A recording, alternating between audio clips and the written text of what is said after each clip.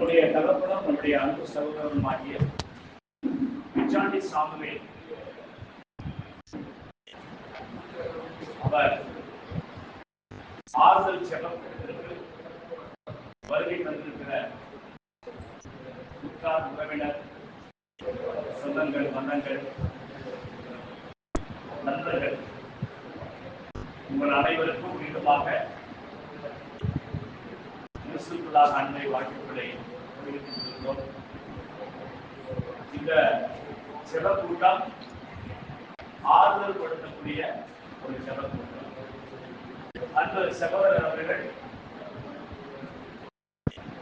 நம்மை விட்டு, இந்த உலகத்தை விட்டு அவர் மறித்து அவர் கடந்து போயிருந்தாலும் அவரை ஒவ்வொரு ஆண்டும் நினைவு பார்க்க வேண்டும் என்பது நம்முடைய நோக்கமாக இருந்தாலும், ஆனால் அவருடைய ஆவி, அந்த ஆவியை கொடுத்த தேவனிடத்திலே கருத்திலே சென்றிருக்கிறது என்பது கிறிஸ்தவர்களாகிய நம்முடைய நம்பிக்கை, விசுவாசம். ஆண்டவர் இயேசு கிறிஸ்து மீண்டுமாக இந்த உலகத்திலே நாம் வாழ்கிற இந்த பிரபஞ்சத்திற்கு அவர் வர இருக்கிறார். அவர் வருகிற பொழுது என்ன சம்பவம் நடக்கும் என்றால், அவருக்குள் மரித்தவர்கள், அவருக்குள் மரணத்தை சுதந்திரித்துக் கொண்டவர்கள் கிறிஸ்து இயேசுவின் வல்லமையினாலே அடக்கம் பண்ணப்பட்டிருக்கிற அன்பு வாசத்துக்குரிய அருமை பிச்சாண்டி சாமுவேல் சகோதரரை அவர் எழுப்புவார் என்கிற நம்பிக்கையோடு சில தினங்களுக்கு முன்பாக அவரை இந்த பூமியிலே புதைத்திருக்கிறோம். ஆகவே அந்த நம்பிக்கையோடு கூட இன்றைக்கு அவருடைய துணைவியா, பிள்ளைகள், அவருடைய பேர பிள்ளைகள், உறவுகள், சொந்தங்கள் எல்லாம் இன்றைக்கு அவர்களை ஆறுதல் படுத்தும்படியாக நாம் கூடி வந்திருக்கிறோம் என்பது நாம் அனைவரும் அறிகிற ஒன்று. ஆகவே இந்த ஆறுதல் படுத்துகிற கூட்டத்திற்கு துவக்கமாக நாம் யாரும் நீங்களாம் உட்கார்ந்துருங்க, எழுந்திருந்து ஒரு பாடலை பாடி பிறகு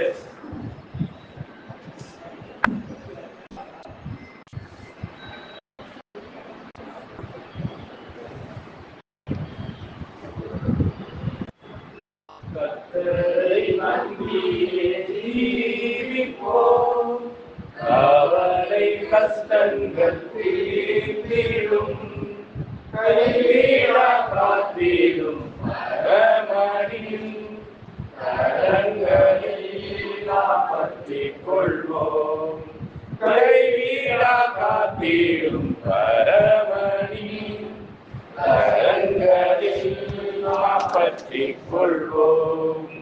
ஜீவதேவன் செல்லுவோம், ஜீவ ஒளிகளை அடைவோம்.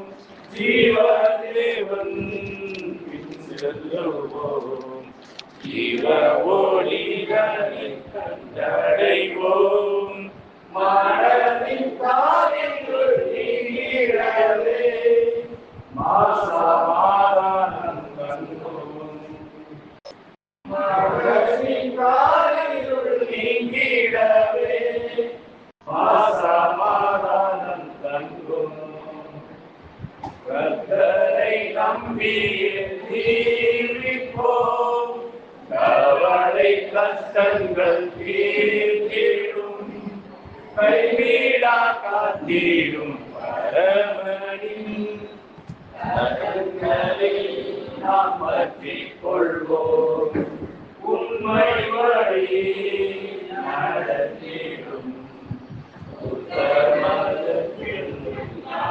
துணை, உண்மை வழி நடத்திடும்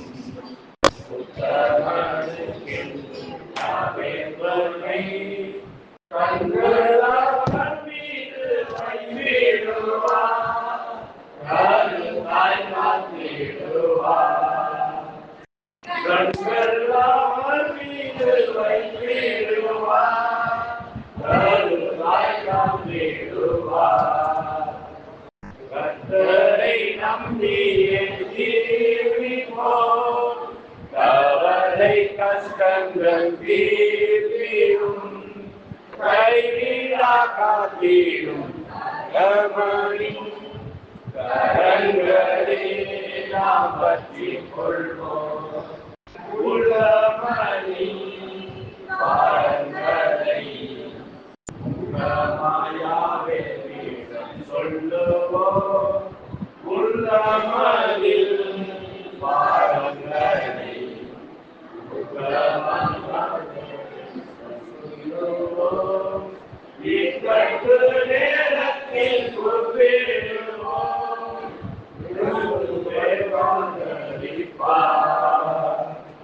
இக்கட்டு நேரையில் கூப்பிடுவோம் கர்த்தரை நம்பி ஜீவிப்போம் கவலை கஷ்டங்கள் தீர்ந்திடும் கைவிடா காத்திடும் ரமணின் கரங்களை நாம் பற்றிக் கொள்வோம் நீதிமானின் சிரசின் மேல் நித்திய ஆசீர்வாதம் நீதிமானின் சிரசின் மேல் நித்திய ஆசீர்வாதம் கிருபை நாளைகள் வளருமே கேட்பதில் கிடைக்குமே கிருபை நன்மைகள் தொடருமே கேட்பதில் கிடைக்குமே கர்த்தரை நம்பி ஜீவிப்போம் கவலை கஷ்டங்கள் தீர்ந்திடும் கைவிடா காத்திடும் ரமணின் கரங்களை நாம் பற்றிக் கொள்வோம் கைவிடா காத்திடும் ரமணின் கரங்களில் நாம் பற்றிக் கொள்வோம். இந்த ஆரம்ப ஜெபத்தை சகோதரர் குறிச்சியில் இருக்கிற டேவிட் அவர்கள் சுலத்திலே ஜெபம் செய்வோம். வாராதி வானங்களிலே வீட்டிலிருந்து பூமியின் மறுபாட்டனை கண்டோக்கி பார்க்கிறேன். சர்வ வளமுள்ள தகப்பனே, அப்பா பிதாவே, எல்லா தேவர்களும் மிகவும் உயர்ந்தவரை, பயன்படத்தக்கவரை, ஸ்தோத்தரிக்கப்படத்தக்க தெய்வமே, யாவே என்கிற மகா பரிசுத்த நாமத்தை உடைய ஒன்றான தகப்பனே, உடைய பரிசுத்தமுள்ள நாமத்திற்கே சதாகாலத்திலும் கனமும் மகிமையும் ஸ்தோத்திரமும் உண்டாயிருப்பதாக. எங்கள் அன்பின் பரலோக தகப்பனே, இதோ எங்கள் வாழ்நாளிலே இந்த நாளை நாங்கள் காணும்படியாக எங்கள் ஜீவனை கொண்டிருக்கிறவரே, விசேஷமாக இந்த நாளிலும் இந்த இடத்திலே நாங்கள் வந்து சேரும்படியாகவும் தேவரே இந்த இடத்திலே இந்த ஆறுதல் ஜனக்கூட்டத்திலே பங்கு பெறும்படியாகவும் நீங்கள் அழைத்திருக்கிற பிள்ளைக்காக நாங்கள் செலுத்துகிறோம். இதோ தகப்பனே, இந்த உலகத்தை விட்டு பிரிந்திருக்கிற பிச்சாண்டி சாமுவேல் ஐயாவுடைய அந்த ஆறுதல் ஜனக்கூட்டத்திற்காக இந்த இடத்திலே கூடி வந்திருக்கிற ஒவ்வொரு பெரியோர்களையும் சிறியோர்களையும் இந்த நேரத்திலே தேவையை கண்ணோக்கி பார்த்து அவர்களுக்கு தேவையான ஆறுதலையும் மன தேர்தலையும் இந்த இடத்திலே கட்டையிடும்படியாக பார்த்து நாங்கள் விண்ணப்பிக்கிறோம். தகப்பனே, ஆரம்பங்கள் முடிவு வரை நீதாமே இந்த இடத்திலே இருந்து உங்களுடைய பிரச்சனைகள் மத்தியில் இருந்து தேவையை கூடி வந்திருக்கிற ஒவ்வொருவருக்கும் உங்களுடைய வார்த்தைகளை கொடுத்து உங்களுடைய வார்த்தைகளின் மூலியமாக மன ஆறுதலை நீ கட்டையிட வேண்டுமா என்னுடைய பாடத்தை விண்ணப்பிக்கிறோம். இந்த எளிய மண்டாட்டுகளை ஒரே பேரான குமாரன் அறிவு ரசிகரும் குருவும் போதகருமாய் இருக்கிற இயேசு கிறிஸ்துவின் நாமத்தை தாழ்வுகிறோம். ஜெபம் கேளும் ஜீவன நல்ல பிதாவே, ஆமென். அமரலாம்.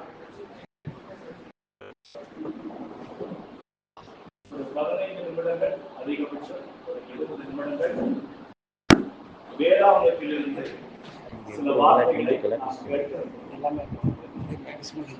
எல்லாரும் கேட்கறது இல்லையா? அதெல்லாம் பிறந்து இருக்கணும், வாழ்ந்து இருக்கணும், எல்லாரும் உயிரோட இருக்கணுமா இல்லையா? எப்படி ஒரு கேள்வி கேட்டீங்க? உயிரோட இருக்கிறதுனால நீங்க பேசுறத நாங்க கேட்கிறோம், உருவத்தையே நாங்க பார்ப்போம். அப்படிதானே? உயிரில பார்க்க முடியுமா? உயிரில கேட்க முடியுமா பேசுறத? ஆகவே நாம் உயிரோடு கூட இருக்கிறோம் என்பதற்கு நம்முடைய கண்கள் பார்க்கிறது, நம்முடைய செவித்திரைகள் பேசுகிற மொழியை சத்தத்தை கேட்கிறது. ஆனால் மரித்தவர்கள், அதாவது இறந்தவர்கள், செத்தவர்களுடைய நிலைப்பாடு நிலை என்ன? அவர்கள் எங்கே இருக்கிறார்கள்? நம்மோடு சில நாட்களுக்கு முன்பாக உயிரோடு இருக்கும் பொழுது நம்மிடத்தில் பேசினார்கள், பழகினார்கள், உணவு அருந்தினார்கள், எல்லாமே நல்ல விஷயங்களிலும் நல்ல காரியங்களிலும் கெட்ட காரியங்களும் நடந்துட்டாங்க, இருந்தாங்க. இப்ப அவங்க இல்ல. ஏன்? அவங்க செத்து நம்ம விட்டு பிரிந்து போயிட்டாங்க. இப்போ அநேக மதங்களினுடைய நம்பிக்கை, அவருடைய அசைக்க முடியாத விசுவாசம் என்னன்னாக்கா, இந்து மதத்தில் என்ன சொல்றதுன்னா, ஒரு மனிதன் மரித்து விட்டால் அவர்கள் ஆத்துமா இந்த பூமியில தான் உலாவிட்டு சுத்திட்டு இருக்கிறது என்பது ஒரு நம்பிக்கை. இன்னும் அநேக மதங்களிலே, மார்க்கங்களிலே மரித்த ஒரு மனுஷனுடைய ஆத்மா 7 ஜென்மங்கள் இருக்கும். அப்படிங்க 7 ஜென்மங்கள் வரைக்கும் எடுக்கும். இந்த பூமி நாம் உயிரோடு இருக்கும் பொழுது நல்ல காரியங்களை, நல்ல செயல்களை, நல்ல பல பண்புகளை, பழக்க வழக்கங்களை செய்திருந்தால் அடுத்தது அவன் மனித பிறவி எடுப்பான். இல்லை என்றால் என்ன சொல்லுவாங்க? நாயா பிறப்பானோ, பேயா பிறப்பானோ, இல்ல பன்னியா பிறப்பானோ, இப்படி எல்லாம் ஒரு நம்பிக்கை. ஆனால் அன்புக்குரியவர்களே, பாசத்துக்குரிய சகோதர சகோதரிகளே, கிறிஸ்துவம் என்ன சொல்லுகிறது? கிறிஸ்துவ மார்க்கத்தை சுமந்து வந்திருக்கிற பரிசுத்த இந்த வேதாகமம் என்ன சொல்லுகிறது என்பதை குறித்து சில வார்த்தைகள், சில காரியங்களை, அதாவது 15 நிமிடங்கள் அல்லது 20 நிமிடத்துக்குள்ளாக வேதம் என்ன சொல்லுகிறது? ஆண்டவர் இயேசு கிறிஸ்து இந்த பூமியிலே தம்முடைய முதல் வருகையில் வந்திருந்த மனுஷனாக வந்திருந்த பொழுது 3.5 ஆண்டு காலங்கள் அவர் அனுப்பின கடவுளுடைய திருப்பணியை செய்து முடித்தார். பிறகு அவர் கல்வாரி சிலுவையில் அடிக்கப்பட்டார், மரித்தார், 3ஆம் நாள் பிதாவாகிய கடவுளால் உயிரோடு எழுப்பப்பட்டார் என்பதை குறித்து வேதம் சொல்லுகிறது. ஆகவே இன்றைக்கு நம்மிடத்தில் சில தினங்களுக்கு முன்பாக உயிரோடு பேசின, பழகின, நம்மிடத்திலே சாப்பிட்டு நம்மிடத்திலே வாசம் பண்ணின அன்பு பிச்சாண்டி சாமுவேல் என்கிற சகோதரன் இப்ப இல்ல. அவங்க இப்ப எங்க இருக்கிறாங்க? அவரை குறித்து, மரித்தவர்களை குறித்து இந்த வேதம் என்ன சொல்லுகிறது என்பதை குறித்து நல்ல ஒரு விளக்கத்தோடு கூட நல்ல ஒரு செய்தியை அன்பு சகோதரர் வேதாவர்கள் இருந்து வந்திருக்காங்க. அவங்க இப்பொழுது வேதத்தின் அடிப்படையில, வேத வசனங்களின் அடிப்படையில இருந்து சில வார்த்தைகளை நம்மிடத்தில் பேசுவார். அமைதியோடு கேட்போம். தேவன் தாமே நம் அனைவரையும் ஆசீர்வதிப்பாராக. ஆமென்.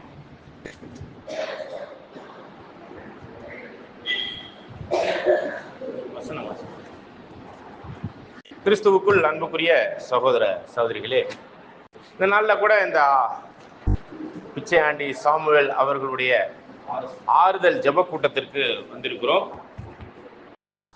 நாம் நம்மளை ஆறுதல் படுத்துகிறதா அல்லது இறந்த அவரை ஆறுதல் படுத்துறதா அப்படிங்கிற ஒரு நோக்கத்தோடு கூட இந்த ஒரு கூடுகையில் வந்திருக்கிற ஒவ்வொருவருக்கும் அநேகர் இந்த உலகத்துல சொல்லும் பொழுது, ஒருவர் இறந்து விட்டா இறைவன் அடி சேர்ந்து விட்டார் அப்படின்னு சொல்லுவாங்க. பைபிளை பொறுத்தவரையிலையும் வானம் எனது சிங்காசனம், பூமி எனது பாதப்படி அப்படின்னு வேதம் சொல்லுது. அவர் பரலோகத்தில் அமர்ந்தவராய் பூமியிலே பாதத்தை வைத்திருக்கிறார். நம்ம உலகளாவிய அளவுல இறைவன் அடி சேர்ந்து விட்டார் அப்படின்னா என்ன அர்த்தத்தை நம்ம புரிந்து கொள்ளலாம். இந்த வசனங்களின் அடிப்படையிலும் உலகத்தார் சொல்லுகிற அடிப்படையிலும் பார்க்கும்போது, இறைவனுடைய பாத எங்க இருக்கு? இந்த பூமியில இருக்குன்னா பாதத்துக்கு கீழாக அடக்கம் செய்யப்படுகிற அந்த தருணத்தை தான் சொல்லப்படுது. ஆக வேதத்தை பொறுத்தவரையிலும் 1 கொரிந்தியர் 15ஆம் அதிகாரம் 22, 23 வசனங்கள்ல ஆதாமுக்குள் எல்லாரும் மரிக்கிறாங்க, ஆனால் கிறிஸ்துவுக்குள் எல்லாரும் உயிரோடு எழுந்து வந்துருவாங்க அப்படிங்கிற ஒரு நம்பிக்கையை வேதம் கொடுக்கிறத நம்ம பார்க்கிறோம். எல்லாரும்னா இந்த இடத்துல கிறிஸ்தவர்களை மட்டும் சொல்லவில்லை, இந்துக்களை மட்டும் சொல்லவில்லை, முஸ்லிம்கள், மற்ற ஏன் கடவுளே இல்லை என்று சொல்லுகிறவர்கள் கூட ஆதாமுக்குள்ளாக தான் இந்த பூமியில வந்திருக்கிறாங்க. அப்படியாக கிறிஸ்துவுக்குள்ளாக எல்லாரும் உயிர்ப்பிக்கப்படுவாங்கிற நம்பிக்கையை வேதம் சொல்லுகிறது. இருப்பினும் நம்முடைய மூத்த சகோதரர் கொஞ்ச நாளைக்கு முன்னாடி நம்மளோடு உயிரோடு இருந்து வாழ்ந்தவர் என்ன ஆயிட்டாருங்க, இறந்து விட்டாரே. அவர் எங்கே இருக்கிறார், எப்படி இருப்பார் என்ற ஒரு கேள்விகளுக்கான ஒரு பதிலை தேடும் வண்ணமாக இந்த ஒரு விஷயத்துல ஒரு சில வசனங்களோடு நம்ம பார்க்கலாம். யோவான் 11ஆம் அதிகாரத்துல 25வது வசனத்தை நம்ம வாசிக்கும் போது நம்முடைய ஆண்டவர் ஒரு சூழ்நிலையில லாசர் என்பவர் இறந்து அடக்கம் செய்யப்பட்டிருக்கிற இடத்துக்கு போறார். 4 நாட்கள் ஆகிவிட்டன. அவர் சொல்லக்கூடிய ஒரு வசனத்தை நம்ம வாசிக்கலாம் பாருங்க. யோவான் 11:25. இயேசு அவரை நோக்கி, நானே உயிர்த்தெழுதலும் ஜீவனுமாய் இருக்கிறேன். என்னை விசுவாசிக்கிறவன் மரித்தாலும் பிழைப்பான். பாருங்க, மரித்தாலும் பிழைக்கக்கூடிய ஒரு விஷயத்துல நம்முடைய ஆண்டவராகிய இயேசு கிறிஸ்து என்ன சொல்றாருன்னா, நான் தான் உயிர்த்தெழுதலும் உயிரும். ஒருத்தவங்க செத்துட்டாங்கன்னா உயிர் போயிரும். அப்ப உயிர் போயிருச்சுன்னா எந்த அசைவும் இல்லாம அப்படியே இருப்பாங்க. மூச்சு பேச்சு இருக்காது, எதுவுமே இருக்காது, ரத்த ஓட்டம் இருக்காது, எல்லாமே என்ன இருக்கும், மரித்த நிலைமையில் போயிருக்கும். அப்ப திரும்ப உயிர் வந்துருச்சுன்னு வச்சுக்கோங்களேன், ரத்த ஓட்டத்திலேருந்து மூச்சிலேருந்து எல்லாம் செயல்பட ஆரம்பிச்சிடும். அப்படி செயல்பட ஆரம்பிச்சோம்னா உயிர் வந்துடும். அவங்க ஆண்டவர் சொல்றாரு, நானே உயிர்த்தெழுதலும் உயிரும். அப்ப ஆண்டவர் என்ன சொல்றாருன்னா இந்த இடத்துல, நான் உயிரை கொடுக்கிறவனும் நான் தான், அவங்களை எழுந்திருச்சு நிக்க வைக்கிறவனும் நான் தான் அப்படிங்கிறத சொல்றாங்க. அப்ப அது எப்ப நடக்கும் அப்படிங்கிறதப்போ அதுக்கு முந்தின வசனத்தை வாசிக்கலாம் பிரதர். அதற்கு மார்த்தா, உயிர்த்தெழுதல் நடக்கும் கடைசி நாளிலே அவனும் உயிர்த்தெழுந்திருப்பான் என்று அறிந்திருக்கிறேன் என்றார். பாருங்க, உயிர்த்தெழுதல் அதாவது உயிரடைஞ்சு செத்தவங்க அத்தனை பேரும், ஆதாமுக்குள் செத்தவங்க அத்தனை பேருமே எந்திரிச்சு வர்றதுக்கான ஒரு நம்பிக்கையில ஒரு பெண் சொல்றாங்க. மார்த்தாள் என்ன சொல்றாங்க, அவங்க கடைசி நாள்ல உயிர்த்தெழுந்து வருவாங்கிற நம்பிக்கை எனக்கு இருக்கு. அப்ப அந்த கடைசி நாள் என்றால் என்ன அப்படிங்கும் போதுதான் இந்த உலகத்தின் முடிவு நாள் அல்லது நியாய தீர்ப்பின் நாள் இப்படியாக வேதம் சொல்லுது. அப்ப அந்த கடைசி நாள்ல எல்லாரும் எந்திரிச்சு உயிர்த்தெழுதல் அடைஞ்சிருவாங்க, உயிரடைந்து உயிர்த்தெழுதல் அடைஞ்சிருவாங்கிற ஒரு நம்பிக்கையை வேதம் சொல்லுது. மற்ற ஏனைய மதங்களில் இப்படிப்பட்ட ஒரு நம்பிக்கை இருக்கான ஒரு கேள்விக்குறிக்குரிய ஒரு விஷயம்தான். இதை பத்தி நீங்க ஆச்சரியப்படுற அளவுக்கு பெரிய அதிசயமான ஒரு விஷயம் என்னன்னு பாத்தீங்கன்னா, அதுல யோவான் 5ஆம் அதிகாரம் 28வது வசனத்தை படிக்கலாம் பாருங்க. ரொம்ப ஆச்சரியமான ஒரு விஷயத்தை சொல்றார். இதுவரை முழு மனுக்குலமும் ஆணும் பெண்ணும் மரித்து மண்ணுக்குள்ளாக என்ன பண்ணப்பட்டிருக்கிறாங்க, அடக்கம் பண்ணப்பட்டிருக்கிறாங்க. சரிங்களா? செத்தவனே சுவாசத்திலிருந்து சுவாசம் விடுவதை விட்டுட்டாங்க. அதுக்கப்புறம் என்ன ஆயிடுச்சு, ரத்த ஓட்டம் நின்றுச்சு. முற்றிலும் அந்த சரீரம் மண்ணுக்கு மண்ணாக போகக்கூடிய அளவுக்கு அதை கொண்டு போய் அடக்கம் பண்றாங்கல்ல, ஒரு சில காரியத்துல எரிக்கிறாங்க. இதெல்லாம் நடக்கிறத நம்ம பாக்குறோம். இந்த வசனத்துல பாருங்க, இவ்வாறு அடக்கம் பண்ணப்பட்டவர்கள், இவ்வாறு எரிக்கப்பட்டவர்கள், இவ்வாறு யார் வேணாலும் இருக்கலாம். பெரியார் போன்றவர்கள் கூட இருக்கலாம், திகா கட்சியினர்லாம் இருக்கலாம், கடவுளே இல்லைன்னு சொல்றவங்க கூட வேதம் என்ன சொல்லுதுன்னு பாருங்க. இந்த இடத்துல வசனத்தின் அடிப்படையில படிக்கலாம். இதை குறித்து நீங்கள் ஆச்சரியப்பட வேண்டாம், ஏனென்றால் பிரேத குழிகளில் உள்ள அனைவரும் அவருடைய சத்தத்தை கேட்கும் காலம் வரும். பாருங்க, பிரேத குழியில் உள்ள கிறிஸ்தவர்கள் சொல்லல, பிரேத குழியில் உள்ள கிறிஸ்துவை விசுவாசிப்பவர்கள் சொல்லல, பிரேத குழியில் உள்ள அனைவரும், உங்க தாத்தா பாட்டி, இதுக்கு முன்னாடி உள்ள கொள்ளுப்பாறை, இது மாதிரி யாரெல்லாம் உங்களுக்கு தெரிஞ்சவங்க இருக்கிறாங்க, உங்க பக்கத்துல உள்ளவங்க, உங்களுக்கு நெருங்கினவர்கள், உங்க குடும்பத்தில் சார்ந்தவர்கள், கணவனோ மனைவியோ பிள்ளைகளோ யாரெல்லாம் இறந்திருக்கிறாங்க இல்லையா, அந்த வருத்தம் இருக்கும் இல்லையா, அந்த ஆறுதல் இல்லாத ஒரு சூழ்நிலையில் அவரை இழந்த ஒரு சூழ்நிலையெல்லாம் இருக்கு இல்லையா, அவர்கள் அத்தனை பேருமே பிரேத குழியில இருக்கிறாங்க. நீங்க ஆச்சரியப்படாதீங்க, அவர்கள் எல்லாம் எழுந்து வந்துருவாங்கங்கிற ஒரு நம்பிக்கையை பைபிள் வேதம் சொல்லுது. இது ஐயா சாமுவேலுக்கு மட்டுமல்ல, முழு மனுக்குலத்துக்குமே கொடுக்கப்பட்டிருக்கு. ஆனா சாமுவேல் ஐயாவுக்கு என்ன விசேஷமான காரியங்கிறத இன்னொரு 5 நிமிஷத்துல நான் சொல்றேன். முழு உலகமே கடவுளுடைய பராமரிப்புக்குள்ளாக புதிய யுகம், இந்த யுகம் முடியும், இந்த கலியுகம் முடியும், இந்த உலகம் முடியும், முடிஞ்சோன ஒரு புதிய வானம் புதிய பூமிக்குரிய ஆசீர்வாதமான ஒரு யுகம் இருக்குது. அதை பத்தி வெளிப்படுத்தின விசேஷம் 21ஆம் அதிகாரத்துல 4வது வசனம் படிக்கும் பொழுது அந்த புதிய வானம் புதிய பூமி அப்படிங்கிற ஒரு விஷயம் வருமா. எல்லாம் புதுப்பிக்கப்பட்டிருக்கும். இந்த பழைய வானம் பழைய பூமிக்குரிய எல்லாம் அழிந்து போயிருக்கும். படிக்கலாம் பாருங்க அந்த வசனத்தை. வெளிப்படுத்தின விசேஷம் 21ஆம் அதிகாரம் 4வது வசனம். அவர்களுடைய கண்ணீர் யாவையும் தேவன் துடைப்பார். அவர்கள் கண்ணீர், இந்த உலக ஜனங்கள் அத்தனை பேருடைய கண்ணீர். நம்ம கண்ணீர்ல எதுக்கு வருது? ஒரு பெரிய இழப்பு. அது பொருளாதார ரீதியா இருக்கலாம், நோயா இருக்கலாம், இல்ல ஒரு குடும்பத்துல இறந்தவங்களா இருக்கலாம், யார் வேணாலும் இருக்கலாம். அத்தனை பேர் கண்ணீரையுமே துடைச்சிருவாராம். இன்னைக்கு அரசியல்வாதிகள் 1000 வாக்குறுதிகளை சொல்றாங்க, ஒன்னும் நிறைவேற்றுறது இல்லை. அப்படியே நிறைவேற்றினாலும் ஒரு அற்ப காலத்துக்கான ஒரு விஷயம். கண்ணீர் யாவையும் தேவனே துடைப்பார்னா நம்ம கண்ணீர் வராத அளவுக்கு சந்தோஷமான ஒரு யுகத்தை தேவன் புதிய யுகத்தை படைக்க இருக்கிறார். கண்ணீர் மட்டுமல்ல, படிக்கலாம் பாருங்க. இனி மரணமும் இல்லை, துக்கமும் இல்லை, அலறுதலும் இல்லை. அப்ப அந்த கடைசி நாள், இந்த உலகம் முடியும் பொழுது அந்த கடைசி நாள்ல பிரேத குழியில் உள்ள அனைவரும் எந்திரிச்சு வந்துட்டாங்கன்னா, எந்திரிச்சு வந்தவங்களை முழு பரிபூர்ண சரீரத்துக்கு, இன்னும் சொல்ல போனா 70, 80, 90 வயசு உள்ள கிழமை ஏசையா 65ஆம் அதிகாரத்துல 20வது வசனத்துல அந்த கிழவன் வாலிபத்துக்கு 30 வயசுக்கு வந்துருவான் அப்படின்னு சொல்லி வசனம் சொல்லுது. அவங்களுக்கு தனித்தனி வீடு இருக்குன்னு சொல்லப்படுது, அவங்களுக்கு தனித்தனி தோட்டம் இருக்குன்னு சொல்லப்படுது. எல்லாம் புதுப்பிக்கப்பட்டிருக்கும். இனி மரணமும் இல்லை, துக்கமும் இல்லை, நித்தியத்திற்கு வாழக்கூடிய ஒரு ஆசீர்வாதமான ஒரு வாக்குத்தத்தத்தை வேதம், இனி மரணமும் இல்லை துக்கமும் இல்லை. தொடர்ந்து வாசிக்கலாம் பிரதர். இனி மரணமும் இல்லை, துக்கமும் இல்லை, அலறுதலும் இல்லை, வருத்தமும் இல்லை, முந்தினவைகள் ஒழிந்து போயதை. இதுக்கு முன்னாடினா இப்ப வரை நம்ம அனுபவிச்சுக்கிட்டு இருக்கிற இந்த வாழ்க்கையில வரக்கூடிய நோய் நொடி, சோகம், அழுகை, கண்ணீர், இழப்பு, மரணம் எல்லாம் இனி இதெல்லாம் இருக்க போறதே இல்லை. நித்தியத்திற்குரிய ஆசீர்வாதத்துல எந்த நோய் நொடியும் இல்லாம ஒரு 30 வயசுக்கு எல்லாம் வாலிபத்துக்கு திரும்பி வந்தா எப்படி இருக்குன்னு நினைச்சு பாருங்க. அப்ப எவ்வளவு ஆசீர்வாதம். நிரந்தர 30 வயசு, நிரந்தரமா 30 வயசு. இதெல்லாம் கேட்கறதுக்கு கட்டுக்காத மாதிரி இருக்கலாம். ஆனா வேதம் சொல்லுது நிரந்தரமா வாலிபத்துக்கு திரும்பி வந்துருவாங்கிறத பைபிள் சொல்லுதுங்க. இப்படிப்பட்ட ஒரு ஆசீர்வாதத்தை முழு மனுக்குலத்துக்கும், எந்த மதம், எந்த ஜாதி, எந்த இனம், என்ற நாடு, எந்த அப்படின்னு எதுவுமே இல்லாம முழுமையாக எல்லா மனுக்குலத்துக்கும் நித்திய ஜீவனுக்கான சாவில்லாத ஒரு வாழ்க்கையை, பூரணமான சரீரம். நீ பாருங்க, இன்னைக்கு டாக்டர்கள் பட்டணம் தோறும் அவங்க தான் சம்பாதிக்கிறாங்க. அந்த காலத்துல டாக்டரே இருக்க மாட்டாருங்க. அப்படிப்பட்ட ஒரு யுகத்தை நம்ம வாழ்க்கையில மேக்சிமம் சம்பாதிக்கிறதுல எதுல கொண்டு போய் போடுறோம்? எதுல போடுறோம்?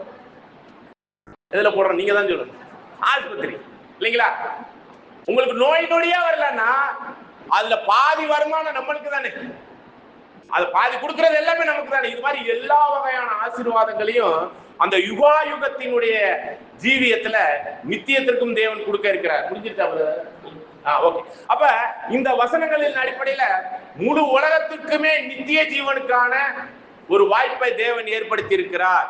சரிங்களா? இப்ப 1 தீமோத்தி 2ஆம் அதிகாரத்துல 3, 4 வசனத்தை 5, 6 வசனம் வரையும் வாசிக்கலாம் பாருங்க. 1 தீமோத்தி 2ஆம் அதிகாரம் 3, 4, 5, 6 வசனங்கள். எவ்விதத்தினாலும் 1 தீமோத்தி 2ஆம் அதிகாரம் 3, 4, 5, 6 வசனம். நம்முடைய இரட்சகராகிய தேவனுக்கு முன்பாக அது நன்மையும் பிரியமுமாய் இருக்கிறது. பிதாவாகிய யெகோவா தேவனுக்கு ஒரு விஷயம் நன்மையும் பிரியமா இருக்கான். கடவுள் ஒண்ணு நினைச்சிட்டாருன்னா, அது பிரியம்னு நினைச்சிட்டாருன்னா அது நடக்க முடியாம இருக்குமா? நிச்சயமாக நடக்கும். அப்படி நடக்கக்கூடிய விஷயத்துல சொல்றாரு, இந்த முழு மனுக்குலத்துக்குமே ஒரு ஆசீர்வாதத்தை சொல்றாரு. என்னன்னு பாருங்க, படிக்கலாம். எல்லா மனுஷரும் ரட்சிக்கப்படவும். உலகத்தில் உள்ள அத்தனை பேர் செத்து போயிருக்கிறாங்கல்ல, ரட்சிப்புனா செத்தவங்க அத்தனை பேருக்கு ஜீவனை கொடுப்பதுதான் ரட்சிப்பு. ஒரு படுகொலியில இருக்கிறவங்களை தூக்கி விடுறதுதான் அந்த ரட்சிப்பு. மரித்தவர்களுக்கு எல்லாம் ஜீவன் கொடுப்பதுதான் அந்த ரட்சிப்பு. இதுல எல்லாரும் ரட்சிக்கப்படவும், சத்தியத்தை அறிகிற அறிவை அடையவும், சத்தியம் என்ற தெளிவான வேத ரகசியங்களை அறிகிற அறிவும் அவர் சித்தமுள்ளவராய் இருக்கிறார். அதெல்லாம் அந்த 2 விஷயத்தை கொடுக்கறதுக்கு அவர் ரொம்ப விரும்பிட்டார். ஒண்ணு, எல்லாரும் உயிரடையணும். அதுக்கப்புறம் இப்ப நம்ம பேசிக் கொண்டிருக்கிற இந்த தெளிவான ஆழங்களின் மகத்துவம் உள்ள மறைபொருள் எல்லாரும் தெரிஞ்சுக்கணும். தொடர்ந்து வாசிக்கலாம். தேவன் ஒருவரே. தேவன் என்பவர் ஒருவர் தான். சர்வ வல்லமை உள்ள யெகோவா தேவன் என்பவர் தான் அந்த ஒருவர் தான். அவர் தான் கிறிஸ்து, ஆண்டவரை கூட படைத்தவர். அப்படியாக தேவன் என்பவர் ஒருவரே, தேவனுக்கும் மனுஷருக்கும் மத்தியஸ்தரும் ஒருவரே. இந்த தேவனுக்கும் முழு மனுக்குலத்திற்கும் நடுவுல இருந்து இணைக்கும் பாலமாக இருக்கக்கூடிய மத்தியஸ்தரும் ஒருவர் தான். அதாவது ஆண்டவர் சொல்றார் யோவான் 14ஆம் அதிகாரத்துல, நானே வழியும் அந்த உண்மையான அந்த தெய்வீக சத்தியத்தின் ஆழங்களும் ஜீவனும் நான் தாங்கிறார். என்னை இல்லாமல் பிதாவாகிய யெகோவா தேவனிடத்துல யாரும் போக முடியாதுங்கிறார். வேற யாருமே பரலோகம் போவதற்கு நம்முடைய ஆண்டவராகிய இயேசு கிறிஸ்துவை அல்லாமல் மத்தியஸ்தம் செய்வதற்கு இந்த உலகத்துல எந்த பேருமே கொடுக்கல. நீங்க ஆங்காங்கே சிலுவையில் தொங்கிக் கொண்டிருக்கிற இயேசு, மற்ற கடவுள்களை பாருங்க, அவர் தொங்குவதின் நோக்கம் என்னன்னு புரியுதுங்களா? அவர் ரத்தம் சிந்ததின் நோக்கம் என்னன்னு புரியுதா? நான் உங்களுக்காக செத்திருக்கிறேன் அப்படிங்கிறது என்னுடைய விஷயம்தான். அவர் நமக்காக ஜீவனை கொடுத்திருக்கார். யாராச்சும் ஒரு கடவுள் நம்மளுக்காக ஜீவன் கொடுத்தவர் இருக்கிறாரா? அவர் ஒருவரே நமக்காக ஜீவன். எப்படி அவருடைய ஜீவன் நமக்காக கொடுத்தார்? அதான் சொல்றார். தொடர்ந்து வாசிக்கலாம் பாருங்க. எல்லாரையும் மீட்கும் பொருள். ஒரு கடன் வாங்கிட்டோம்னு வச்சுங்க, ஒரு 10 கோடி ரூபாய் 10,000 கடன் அல்லது 1 லட்சம் கடன் வாங்கிட்டோம்னா, அந்த மீட்கும் பொருளுக்குரிய அமௌண்ட் 1 லட்சமோ 10,000 கொடுத்தாதானே நம்ம நகையை திருப்ப முடியும். அது மாதிரி நம்முடைய ஜீவனானது பாவத்துக்குள்ளாக மரணத்துக்குள்ள போயிட்டு இருக்கும் போது கிறிஸ்து என்ன பண்ணிட்டார்னா, மீட்கும் பொருளாக தன்னுடைய ஜீவனை கொடுத்து நம்மளெல்லாம் அப்படியே காசு கொடுத்து வாங்கின மாதிரி தன்னுடைய உயிரே கொடுத்து அவர் நம்முடைய ஜீவன் எல்லாம் வாங்கி வச்சுட்டார். அதான் மீட்கும் பொருளாக. தொடர்ந்து வாசிக்கலாம்.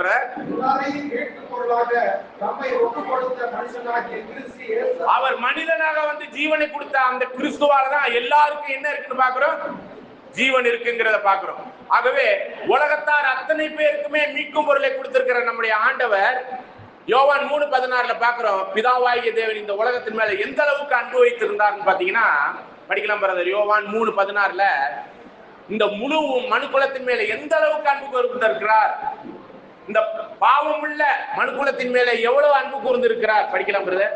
யோவான் 3:16. தேவனுடைய ஒரே பேரான குமாரனாகிய இயேசு கிறிஸ்துவை விசுவாசிக்கிறவன் எவனோ அவன் அழிவுக்குள் மரணத்துக்குள் போகாமல் என்றென்று வாழக்கூடிய ஜீவனை அடைவதற்கு தன்னுடைய குமாரனை பலியாக தந்தருளி இவ்வளவா இந்த உலகத்தில் அன்பு கூர்ந்தார். பலினா நம்ம ஆடு மாடு எல்லாம் பலி செலுத்துறோம்ல, அது மாதிரி பிதாவாகிய தேவன் தன்னுடைய குமாரனே ரத்தம் சிந்தி பலி செலுத்த அந்த கொடூர காட்சியை தான் நீங்க சிலுவையில் தொங்கிக் கொண்டிருக்கிற நம்முடைய ஆண்டவரை பாக்குறீங்க. அவர் மரித்தார், ஆனா 3ஆம் நாளில் உயிர்த்து பரலோகம் போயிருக்கிறார். போயிட்டு வந்து நம்மளெல்லாம் கூட்டிட்டு போறேன்னு சொல்லியிருக்கார். அதுல சிலரை மட்டும்தான் கூட்டிட்டு போறேன்னு இருக்கார், எல்லாரையும் இல்ல. அப்ப எல்லாரும் என்ன ஆவாங்கன்னா, இந்த இதே பூமியில மனுஷனாக வருவாங்க, உயிர் அடைஞ்சு உயிர் தள்ளல என்றென்றும் மரணம் இல்லாத ஒரு கண்ணீர் துடைக்கக்கூடிய பரிபூர்ண 30 வயசுல மனுஷனாக வருவாங்க. நம்ம ஐயா இருக்கிறார் இல்லையா, யாரு நம்ம ஐயா, ஒரு 14 நாளுக்கு முன்னாடி இறந்தாரு. சாமுவேல் ஐயாவுக்கு எங்க தெரியுங்களா, இது இந்த மனுஷனாக இந்த பூமியில எந்திரிச்சு வர்றதுக்கான தகுதியில் இல்ல, அதை காட்டிலும் மேலாக இப்பொழுதே ஆண்டவராய் இயேசு கிறிஸ்துவை இரட்சகராக ஏற்றுக்கொண்டு அவர் சொன்ன வழியில், அவர் சொன்ன சத்தியத்தில், அவர் சொன்ன அந்த ஜீவியத்தில் வாழ்ந்ததுனால அவர் பரலோகத்துக்குரியவராக மரித்திருக்கிறார். அவர்கள் இந்த உலகத்திலே சிலரை மட்டும்தான் இந்த கிறிஸ்தவத்துக்குள்ளாக பரலோகத்துக்கு நானே வழி சத்தியம் ஜீவன் சொன்ன அந்த வழியில போறவங்களுக்கு மட்டும்தான் பரலோகத்துல அங்க என்ன வேலை அவருக்கு? சாமுவேல் ஐயாவுக்கு பரலோகத்துல என்ன வேலை தெரியுங்களா? எதுவும் கூட்டுற வேலை இருக்கோ, சமைக்கிற வேலை எதுவும் அங்க இருக்கோ? பரலோகத்துல என்ன? அங்க எல்லாமே பரிசுத்தமா இருக்கிறதாக வேதம் சொல்லுது. அங்க எதுவும் வேலை நம்ம போய் செய்ய வேண்டி இருக்குமா? படிக்கலாம் பாருங்க. இந்த உலகத்தை ஜெயிக்கிற ஜெயமே நாம் ஜெயம் கொண்டோம்னா எங்க போய் எங்க உட்காரலாங்கிறத வெளிப்படுத்தின விசேஷம் 3ஆம் அதிகாரத்துல 21வது வசனத்துல ஒரு வசனம் சொல்லுது. நம்முடைய ஆண்டவர் 2000 வருஷத்துக்கு முன்னாடி இயேசு கிறிஸ்து மரித்து உயிர் 3ஆம் நாள் உயிர்த்தெழுந்து எங்க போய் உட்கார்ந்து இருக்கிறார்னு வசனம் சொல்லுது பாருங்க. அதே இடத்துல போய் நம்முடைய சகோதரர், மூத்த சகோதரர் யாருங்க, சாமுவேல் ஐயா உட்காருவதற்கான அற்புதமான வாய்ப்பு. வசனத்தை படிக்கலாம் பாருங்க, படிங்க. நான் ஜெயம் கொண்டு என் பிதாவுடைய சிங்காசனத்திலே அவரோடு கூட உட்கார்ந்திருப்பேன். நான் ஆண்டவராய் இயேசு கிறிஸ்து இந்த பூமியில மரித்து 3ஆம் நாள் உயிர்த்து இந்த உலகத்தை ஜெயித்து பிதாவினுடைய சிங்காசனத்தில் வலது பார்சத்தில் அமர்ந்திருக்கிறாராம், ராஜா மாதிரி. அவர் உலகத்துக்கே ராஜா, ராஜா ராஜாக்களுக்கெல்லாம் ராஜாவா அவர் ஆண்டவர். அது யுகா யுகத்துக்கும் ராஜாவாக வேதம் சொல்லுது, பைபிள் சொல்லுது. அவர் ஜெயிச்சுட்டு பரலோகத்துல போய் எங்க உட்கார்ந்துட்டாரு? பிதா மகாராஜாவா இருக்கிறார் யெகோவா தேவன். அவருடைய வலது பார்சத்துல போய் நம்முடைய ஆண்டவர் ஜெயிச்சுட்டு 2000 வருஷத்துக்கு முன்னாடி போயிட்டு அவராக ராஜத்துவத்தில் அமர்ந்தவராக வேதம் சொல்லுது. படிக்கலாம் பாருங்க தொடர்ந்து. ஜெயம் கொள்ளுகிறவனோ அவனும் என்னுடைய சிங்காசனத்தில் என்னோடு கூட உட்கார்ந்து. பாருங்க, அவர் ஜெயிச்சு சிங்காசனத்துல உட்கார்ந்தது மாதிரியே இதே பூமியில ஆண்டவர் சொன்ன கிறிஸ்தவ வாழ்க்கையில நானே வழியும் நானே அந்த உண்மை வழிக்கான சத்தியமும் அதற்குரிய ஜீவனையும் கடைபிடித்து வர்றவங்களுக்கு என்னுடைய சிங்காசனத்துல ராஜா மாதிரி அவரையும் உட்கார வைப்பேன்னு சொல்லி இருக்கிறார். இந்த உலகத்தில் உள்ள அத்தனை பேரும் இந்த பூமியில மனுஷர்களா தான் வருவாங்க. அவரை ஒட்டி மாமிசத்துல மரித்திருந்தாலும் நம்ம சாமுவேல் ஐயா எங்க போய் இருக்க போறாருன்னா பரலோகத்துல ஆவிக்குரிய சரீரத்துல பிதாவினுடைய சிங்காசனத்துல கிறிஸ்து அமர்ந்தது போல கிறிஸ்துவினுடைய சிங்காசனத்துல யார் போய் அமரக்குரிய வாய்ப்பை வச்சு பெற்றிருக்கிறார். புரியுதுங்களா? நம்ம ஊர்ல ஒரு சாதாரண ஒரு மனிதனாக எண்ணப்பட்டிருக்கலாம், இவரெல்லாம் ஒரு ஆளா நினைத்திருக்கலாம். ஆனாலும் அவருடைய அன்பு, அவருடைய அணுகுமுறை, அதனுடைய ஐக்கிய முறைமையினுடைய சொந்த பந்தங்களாக வந்திருக்கிற நீங்க அவருக்குள்ளாக எந்த அளவுக்கு நீங்க அன்பு காமிக்கப்பட்டீங்கிறத புரிந்து கொள்ள முடியுது நீங்க எல்லாம் வந்திருக்கிறத பார்க்கும்போது. ஆனா அவர் எப்படிப்பட்ட மகத்துவம் இல்ல, இந்த உலகத்தை எல்லாம் படைத்த தேவனுடைய கிறிஸ்துவனுடைய சிங்காசனத்துல போய் அமர்வதற்கான வாக்குத்தத்தத்தை பெற்றிருக்கிறார். இதே பூமியில மனுஷனாக எதிர்த்து வர்றதுக்கு அவர் இந்த பூமியில வாழல. கடவுளுடைய வாழ்க்கையில இப்படிப்பட்ட ஒரு அற்புதமான வாய்ப்புக்குள்ளாக தன்னை அர்ப்பணிச்சதுனால அவருடைய வாழ்க்கை நாள்ல அவரோடு கூட அவருடைய மனைவி அவங்களும் அதே மாதிரியான ஜீவியத்திற்குரிய சாட்சியுள்ள வாழ்க்கையை வாழ்ந்து கொண்டிருக்கிறார்கள். அவர்களுமே இப்படிப்பட்ட மகத்துவம் உள்ள ராஜாவாக ராணியாக கிறிஸ்துவனுடைய சிங்காசனத்தில் அமருவதற்கான வாக்குத்தத்தம் கொடுக்கப்பட்டிருக்கு. அப்படிப்பட்ட ஒரே வாக்குத்தத்தம், இது மாதிரியான இதே ஒரே வழியின் சத்தியம் ஜீவனுமான இந்த வழியில போறவங்களுக்கு இப்பொழுது அந்த ராஜரீகம் கொடுக்கப்படும், ராஜாவாக இருப்பார்கள். இப்படிப்பட்ட ஒரு வாய்ப்பை தேவன் இப்பொழுது வைத்திருக்கிறார். ஆனால் உலக ஜனங்களுக்கு இதே மனுக்குலத்தில் பூமியில மனிதர்களாக வருவதற்கு தான் வாக்குத்தத்தம் வைத்திருக்கிறார் என்பதை புரிந்து இப்படிப்பட்ட ஆறுதலுக்குரிய இந்த கூட்டத்துல, ஜெப கூட்டத்துல நமக்கு ஆறுதலாக அவர் நமக்கெல்லாம் ராஜாவாக கிறிஸ்துவுடைய சிங்காசனத்துல போய் இருக்க போறாருங்கிற ஒரு சந்தோஷத்தை கூட நம்ம வெளிப்படுத்த வேண்டியவர்களா இருக்கிறோம். மரணத்துல துக்கம் இருக்குதான், ஆனாலும் அந்த துக்கத்துல சந்தோஷம் எப்படி இருக்குன்னா அவர் போய் இருக்கக்கூடிய இடத்தை யோசிச்சு பாருங்க. அவ்வளவு அற்புதமான ஒரு இடத்துக்கு தேவன் அவரை அழைத்திருக்கிறார். தேவன் தாமே கிருபையோடு நம்மளை ஆசீர்வதிப்பாராக. ஆமென்.